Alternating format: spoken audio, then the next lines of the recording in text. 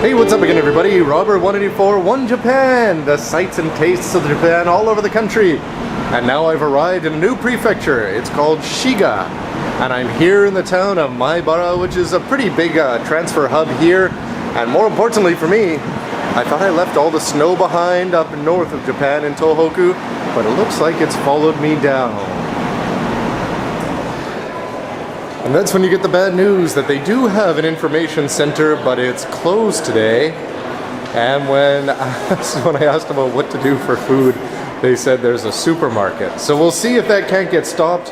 The only thing I've seen that's been exciting so far is that people were standing here at the station, taking pictures of trains out the windows, as is the want around here. So sometimes that means going with the flow, and you can see a quick look around a Japanese supermarket, which is what JR said is the best thing to do here in Shiga, or at least in Maibara. Lots of yogurts, including the Bulgaria type, and puddings, not to mention all the different frozen Japanese foods.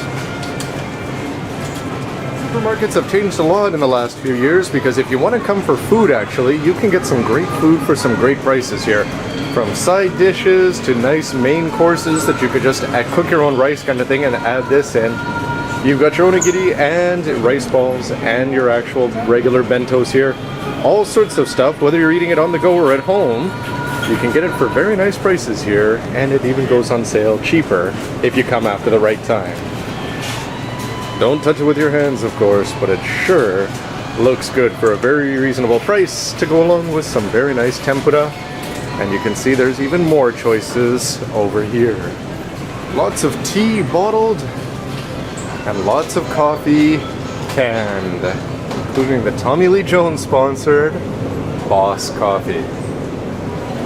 You've got your regular fruits and vegetables. Just remember that they're expensive. You're talking about 100 yen for an apple. Usually a decent selection of fish, although it doesn't seem like there's so much here in Shiga. And if you move on to the rest of the aisles, you're going to see your regular meats. You can also find some stuff for your cats. I've seen a cat video or two out of Japan there. Canned stuff, cup ramen, soba. You've got all of your various seaweeds over there.